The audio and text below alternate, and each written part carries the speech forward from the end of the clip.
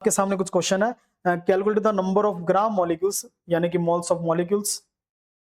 Gram molecules mole of molecules एक ही बात है, ठीक है ना। 1 ग्राम मॉलिक्यूल और मोल्स एक ही बात होती है, ठीक है। तो यहां से लेकर देखो इसमें 8 पार्ट्स दे रखे हैं, इन सबको आप सोल्व कर सकते हैं। 3.2 ग्राम CH4 मोल्स निकालने हैं, 70 ग्राम नाइट्रोजन, इतने मॉलिक्यूल्स ओजोन के, इतने एटम्स हाइड्रोजन के, आइडियल गैस दे रखी है 0 डिग्री और 1 एटीएम पर, 4.54 ml SO3 दे रखा है STP पे, इतना लीटर C2H6 इथेन दे रखी है, इतने टेम्परेचर पे और इतने एटीएम पर। समझ आओ ये अदर देन STP है, ठीक है, आइडियल गैस इक्वेशन, ठीक है। और ये हीलियम का दे रखा है 27 डिग्री सेल्सियस और 470 टोर पे, ये भी आप आइडियल गैस इक्वेशन का यूज करके निकालोगे। तो अब आपके सामने यहाँ पर ये क्वेश्चन हो गया, ठीक है। अब आप करके देख सकते हो। अब आपके सामने यहाँ पर इसका आंसर आने वाला है, ध्यान से देखना। ये रहा आपके सामने सोल्यूशन। हाँ जी बच्चों, सबसे पहले का 3.2 ग्राम CH4, 3.2 ग्राम CH4,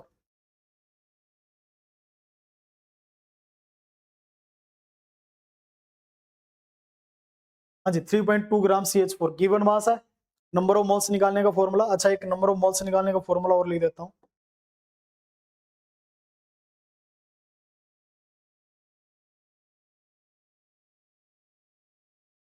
तो यहाँ पर आपको अलग अलग केसेस के अंदर अपने पास डाटा दे रखा है और सभी का यूज करके हमें मोल्स निकालने हैं, ठीक है ना।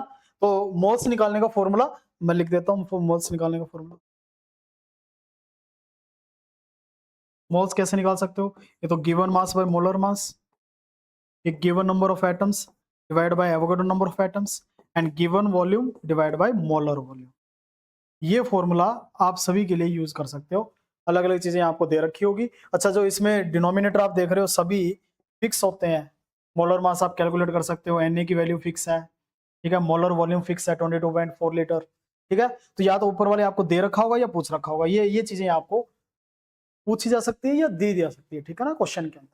जैसे आप देख भी सकते हैं यहाँ पर देखो, ये 3.2 ग्राम CH4 दे रखा है, यानी मास दे रखा है। मोलर मास आप CH4 का पुट करो, ये रहा फॉर्मूला, मोल से निकल गए। सिमिलरली सेकंड देखोगे 70 ग्राम N2 दे रखा है, मोलर मास से डिवाइड करो, मोल से निकल गए, यही पूछा आपको।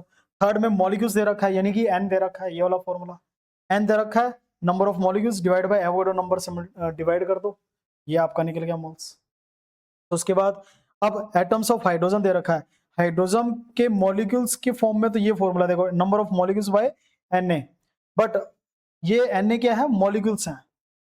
इससे अगर एटम्स बनाने हैं तो क्या करेंगे, इसको एटॉमिसिटी से मल्टीप्लाई करेंगे। हाइड्रोजन की एटॉमिसिटी कितनी होती है 2, तो यहाँ पर अगर मैं मॉलिक्यूल्स की जगह एटम्स लिखना चाहूँ तो मुझे क्या करना पड़ेगा, 2 से मल्टीप्लाई करना पड़ेगा। और ये देखो ये 2 इसीलिए लगा रखा है नीचे।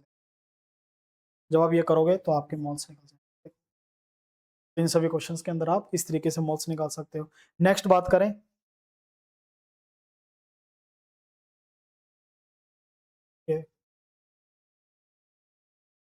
लास्ट क्वेश्चन देखो, लास्ट 4 पार्ट्स।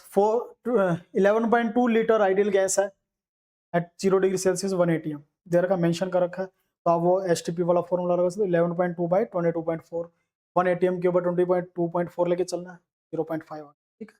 फिर उसके बाद 4.54 ml SO3 STP पे। तो यहाँ पर ध्यान देना बच्चों, STP दे रखा है लेकिन आपको 0 डिग्री 1 एटीएम नहीं दे रखा, तो 22.7 लीटर लेके चलोगे। अगर क्योंकि वॉल्यूम ml में दे रखा है तो नीचे ml में बनाने के लिए 1000 से मल्टीप्लाई कर दिया, 22,700 ml हो जाएगा। यहाँ पर 22,700 ml से डिवाइड करके मोल्स निकाल दी।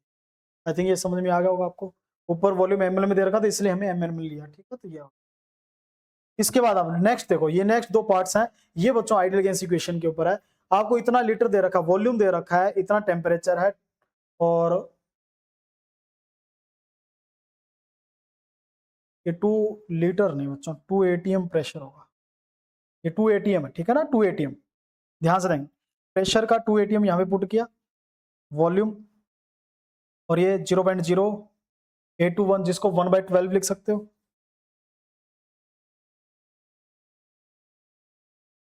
ये ATM है, ठीक है, 2 ATM। यहाँ पर प्रेशर की वैल्यू, वॉल्यूम की वैल्यू, आर की वैल्यू, टेम्परेचर की वैल्यू, सारी वैल्यूज पुट कर दी, आपका आंसर आ। इसको क्या पुट करोगे आप, इसकी जगह 1/12 पुट कर दो, अप्रोक्सीमेटली। इस तरह से 164.2 ml हीलियम गैस दे रखी है 27 डिग्री सेल्सियस और 760 टोर। अब 27 डिग्री सेल्सियस को केल्विन में करोगे 300 केल्विन बनेगा, 273 प्लस करके, ठीक है। और 570 टोर दे रखा है। अभी भी आपने, क्योंकि अभी आर की वैल्यू हमें अगर पुट करनी है बच्चों तो इसको एटीएम बनाना पड़ेगा ना, तो 1 एटीएम अभी भी आपने देखा होगा 760 टोर की इक्वल होता है। तो अगर आपको टोर को एटीएम में चेंज करना है तो क्या करोगे, 760 से डिवाइड कर देंगे, और यही कर रखा है, देख सकते हो 570 को 760 से डिवाइड कर दिया एटीएम बनाने के लिए। इसके बाद प्रेशर सबकी वैल्यूज यहाँ पे पुट कर दिया, प्रेशर की एरी, वॉल्यूम की आर। अच्छा वॉल्यूम एमएल में दे रखा था, क्योंकि आर की वैल्यू वो लीटर वाली होती है ना, इसलिए इसको लीटर में कन्वर्ट किया। मिलीलीटर को लीटर में कन्वर्ट करने के लिए 10⁻³ से मल्टीप्लाई कर दिया, तो ये लीटर के अंदर हो गया। तो ये जब कन्वर्ट करोगे 0.005 ये आपके नंबर ऑफ मोल्स निकल जाएंगे by using ideal gas equation. तो आई थिंक आपको क्लियर हो गया होगा कहाँ आइडियल गैस इक्वेशन लगी, कहाँ पर बिना आइडियल गैस इक्वेशन से आपका क्वेश्चन हो जाएगा, ठीक है। नॉर्मल जो हम नंबर ऑफ मोल्स निकालने का फॉर्मूला, ठीक है। चलिए आगे बढ़ते।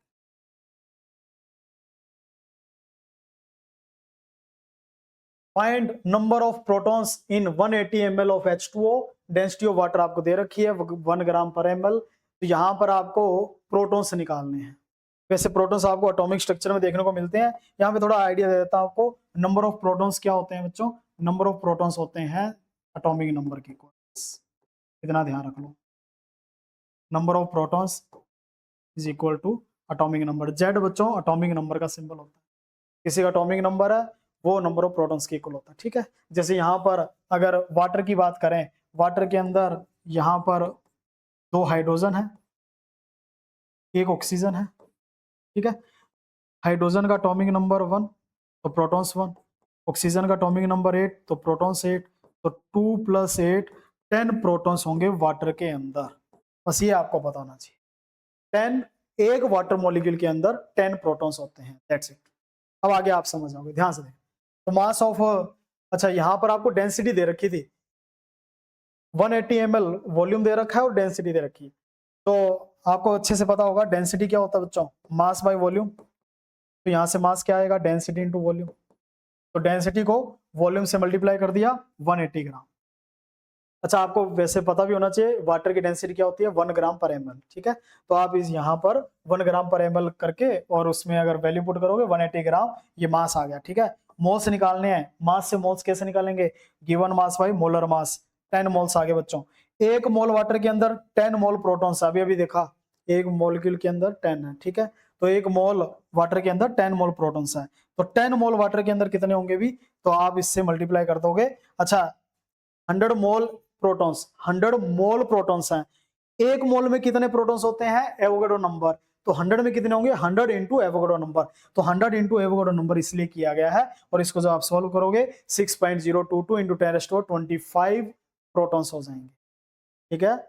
ध्यान से देखेंगे यहां पर बच्चों कुछ इस तरीके से कर रखा है, 1 मोल H2O Na मॉलिक्यूल्स की इक्वल है। एक मॉलिक्यूल्स के अंदर कितने होते हैं, 10 प्रोटॉन्स। तो Na के अंदर कितने हो गए, 10 Na प्रोटॉन्स के। तो इसलिए यहां पर Na से मल्टीप्लाई किया है, ठीक है। ये 1 मोल के ऊपर है, यहां पर कितने आए, 10 मोल। तो 10 मोल में 10 से और मल्टीप्लाई कर दिया, 100 Na प्रोटॉन्स, 100 Na प्रोटॉन्स, यही लिखा देखो। तो 100 Na प्रोटॉन्स ये होंगे, ठीक है। इसको सॉल्व करेंगे तो इतना बन जाएगा, ठीक है।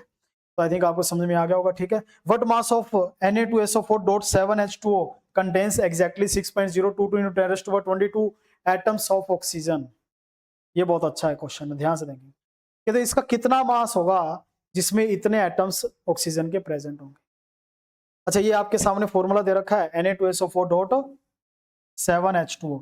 इसके अंदर आपको ऑक्सीजन कितने लग रहे हैं, ऑक्सीजन के कितने मोल्स हैं, देखना 4 ये रहे, 7 ये रहे, 7 + 4 11 मोल्स।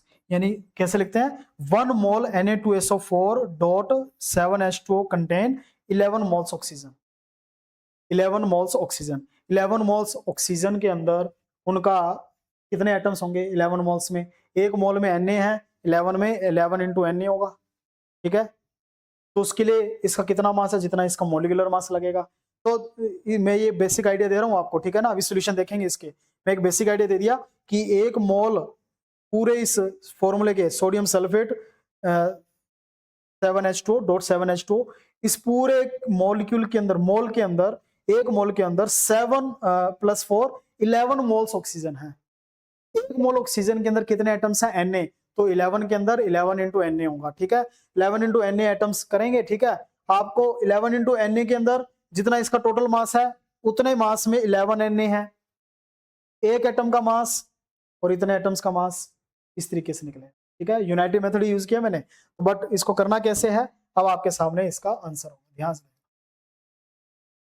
ये रहा मोलर मास, सबसे पहले निकाल लिया, ठीक है। जैसे मैंने कहा इस पूरे का मास निकालना है, तो जब आप कैलकुलेट करोगे बच्चों तो 275 ग्राम निकलेगा। एक मोल Na2SO4.7H2 के अंदर 11 मोल ऑक्सीजन एटम्स हैं, अभी अभी आपको बताया। तो 11 Na ऑक्सीजन एटम्स कितने में है? 275 ग्राम में। इतने एटम्स कितने में होंगे? 275 बाई 11 इंटू Na इंटू में 6.022 इंटू 10⁻22 ग्राम। और जब इसको आप सॉल्व करोगे तो you will get the answer 2.5 ग्राम आएगा। तो 2.5 ग्राम में जितने एटम्स पूछे वो होंगे, तो ये आपका आंसर आ जाएगा, ठीक है। आई होप आपको समझ में आ गया होगा, ठीक है। चलिए आगे बढ़ते हैं, और आगे अपने पास एक और क्वेश्चन है इसी के ऊपर। What is the number of atoms and molecules in 112 litre of O3 at 0 degree Celsius and 1 atm? 0 degree Celsius और 1 atm मतलब 22.4 लीटर लेके चलेंगे। तो आप यहाँ पे मॉलिक्यूल्स मोल्स निकालेंगे। मोल्स कितने निकले हैं? 5 moles. Moles of atom, atom के मोल्स कितने निकलेंगे? 5 इंटू एक में कितने? 3 है ना, तो 3 से मल्टीप्लाई कर दिया 15। अब 15 मोल्स निकले हैं तो मॉलिक्यूल्स कितने होंगे? अच्छा, जितने मॉलिक्यूल्स थे उसको Na से मल्टीप्लाई किया वो मॉलिक्यूल्स आ जाएंगे, जितने एटम्स थे उसको Na से मल्टीप्लाई किया उतने एटम्स आ जाएंगे। हाँ जी, मोल्स को Na से मल्टीप्लाई करेंगे, एटम्स और मॉलिक्यूल्स कन्वर्ट हो जाएगा। यहाँ पे सबसे पहले मोल्स निकाल लिए। हाँ जी, 112 लीटर के अंदर कितने मॉलिक्यूल्स हैं और कितने एटम्स हैं वो निकाले। सबसे पहले तो मोल्स निकाल लिए, कितने मोल्स हैं, मॉलिक्यूल्स के मोल्स और एटम्स के मोल्स। फिर मॉलिक्यूल्स के मोल्स से मॉलिक्यूल्स कैसे निकालेंगे? मोल्स को Na से मल्टीप्लाई कर दिया। फिर मोल्स ऑफ एटम से एटम्स कैसे निकालेंगे? जितने मोल्स निकाले उसको Na से मल्टीप्लाई कर दिया। तो यहां पर नंबर ऑफ एटम्स और नंबर ऑफ मॉलिक्यूल्स निकल, तो नंबर ऑफ एटम्स 15 Na और molecules 5 Na। This will be the right answer. I hope समझ में आ गया होगा आपको, ठीक है। चलिए आगे बढ़ते हैं। What mass of ethane should be taken which contains same number of hydrogen atom as in 80 gram of methane? तो यहां पर एक हिंट दे रखा है, equate number of hydrogen atom in ethane and methane. Methane और इथेन के अंदर नंबर ऑफ एटम्स को इक्वेट कर दो। ये एक्चुअल में शॉर्ट ट्रिक है, इसकी डिटेल करोगे तो बहुत लेंथी पड़ेगा आपको, लेकिन इसको हम शॉर्टकट में दे कर सकते हैं। कैसे? आपके सामने एक मीथेन है और एक आपके सामने पूछ रखा है, दे रखा है 80 ग्राम मीथेन। तो एक तरफ है इथेन और एक तरफ है मीथेन, ठीक है। मैं नंबर ऑफ एटम्स हाइड्रोजन के दोनों के इक्वेट करता हूं, ध्यान से देखना। इथेन का फॉर्मूला बच्चों C2H6 और मीथेन का CH। मैं आरजी ट्रिक बता रहा हूँ इसमें। आरजी ट्रिक क्या है, ध्यान से देखना कैसे आप इसको सॉल्व कर सकते हो बहुत ही आसानी से। अगर मैं नंबर ऑफ हाइड्रोजन एटम की बात करूं, दोनों को इक्वेट कर देते दोनों को, ठीक है ना। ये पूछा ना, what mass of ethane should be taken which contain same number of hydrogen atom, यानी हाइड्रोजन एटम दोनों के सेम करने हैं अपने को, ठीक है। तो मैं कैसे करूंगा? एक मॉलिक्यूल के अंदर कितने बेटा? 6। एक मोल में कितने होंगे? 6 इंटू Na होंगे, और जितने इसके मोल्स हैं, number of moles of ethane into Na कर दो। ध्यान रखना, ये हाइड्रोजन के, हाइड्रोजन जितने आपको दिखा दे रहे हैं उससे मल्टीप्लाई कर दो। फिर जिसमें से आपसे पूछा है उसके नंबर ऑफ मोल्स और इंटू में Na कर दो। ये हाइड्रोजन एटम है, करके देख सकते हो, इसी तरह से आएगा। पिछले फॉर्मूले अप्लाई करके देखोगे यही बनेगा बच्चों, ठीक है। इसी तरह से इसमें क्या बनेगा बताओ? 4 इंटू में number of moles of CH4 into में Na, क्या कहते हो? ठीक है। तो यहाँ पर आप जब वैल्यूज पुट करोगे तो वैल्यूज यहाँ पे पुट करके देखोगे बच्चों, ये देखो Na से Na तो कट गया, ठीक है। Number of moles of C2H5 क्या आ जाएगा?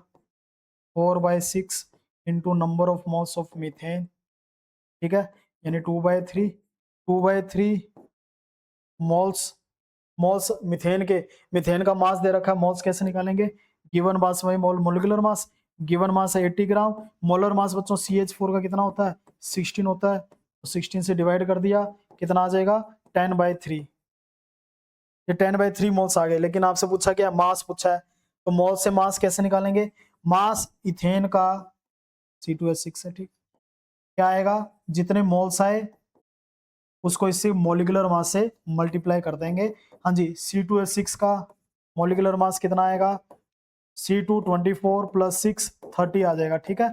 तो कितने मोल्स आए, 10/3 इंटू 30 कर दो, कितना बन जाएगा, 100 बन जाएगा। तो you will get the answer. क्या इतना ही आ रहा है, देख सकते हो, 100 will be the right answer. 100 ग्राम जो मास होगा इथेन का, उसमें उतने ही एटम्स होंगे हाइड्रोजन के जितने के 80 ग्राम मीथेन में है। और ये चीज आप बिल्कुल शॉर्टकट तरीके से by using this RG trick you can solve it. और दूसरा तरीका अपनाओगे लेंथ ही पड़ेगा। क्या करोगे, पहले 80 ग्राम लेके चलोगे, उसमें निकालोगे, फिर उतने एटम्स निकाले, फिर इसके 1 मोल की बात करोगे मीथेन की, उसमें फिर उसको ग्राम में कन्वर्ट करोगे, तो ये काफी लेंथी हो जाएगा। शॉर्टकट तरीका, दोनों के मोल्स एटम्स को इक्वेट कर दो, you will get the answer, ठीक है। इस तरीके से आपको, आई होप समझ में आ गया होगा, ठीक है।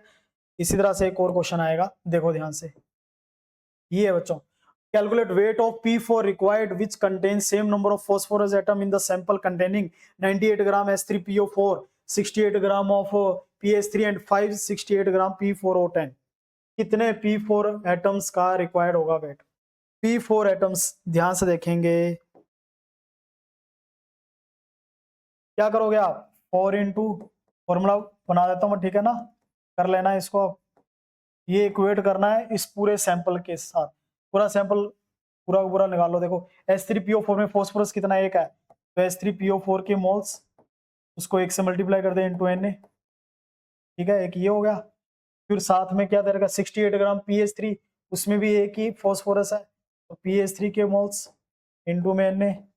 फिर उसके बाद लास्ट वाला बच्चों P4O10, फॉस्फोरस पेंटाऑक्साइड दे रखा है, इसके नंबर ऑफ मोल्स, और एक इसमें कितने फॉस्फोरस एटम है, 4 है, तो 4 into number of moles of P4O10 into में Na। और जब आप इसको सॉल्व करोगे you will get the answer. I hope समझ में आ गया होगा। नंबर ऑफ, पहले तो वेट पूछा है तो नंबर ऑफ मोल से निकालोगे, और फिर वेट पूछा है P4 का, तो वेट क्या कैसे करोगे, नंबर ऑफ मोल से निकाला इंटू में मॉलिक्यूलर मास या मोलर मास P4 का, आप इससे मल्टीप्लाई कर दोगे, you will get the answer. और जब आप करके देखोगे 341 ग्राम आपका आंसर आ जाएगा, है ना, इजी। तो ये आरजी ट्रिक यूज करके आप बहुत आसानी से सोल्व कर सकते हो, ठीक है। इस तरह से नेक्स्ट देखो, 22 ग्राम CO2 में से कहते हैं इतने मॉलिक्यूल्स अगर रिमूव करते हैं तो जितना बच गए हैं CO2 उसका मास और मोल्स निकालने हैं। तो सबसे पहले तो 22 ग्राम CO2 का मतलब क्या हुआ, 22/44, मैं डायरेक्ट कर रहा हूँ बच्चों, 0.5 मोल्स, ठीक है। और 3 इंटू 10⁻⁴, इसका क्या मतलब हुआ, अभी 10⁻23 है।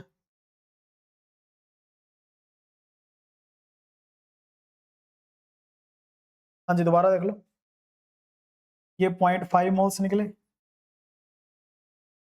कहते इसमें से ये ये निकालेंगे तो हम मोल्स बनाते हैं ना, ये ग्राम में दे रखा है, ये मॉलिक्यूल्स, तो मोल्स बना लेंगे दो, क्योंकि सेम सेम यूनिट में सिम प्लस माइनस करते हैं, ये तो बेसिक सा रूल है, ठीक है ना।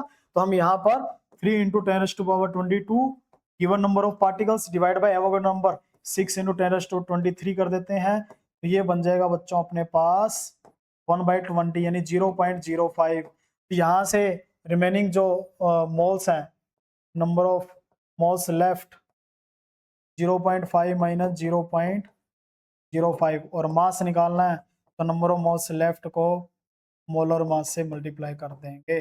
मोलर मास किसका, CO2 का। You will get the answer. Moles आ जाएगा ये और मास आ जाएगा ये, तो आप ये करके देख सकते हो। मोल्स आएंगे 0.45, देख सकते हो 0.5 में से 0.05 माइनस करोगे तो 0.45 ही आएगा, और उसको आप जब आप 44 से मल्टीप्लाई करोगे तो ये आंसर आ जाएगा। आई होप आपको समझ में आ गया होगा, ठीक है। Calculate mass of global salt required which contain 180 gram of water of crystallization।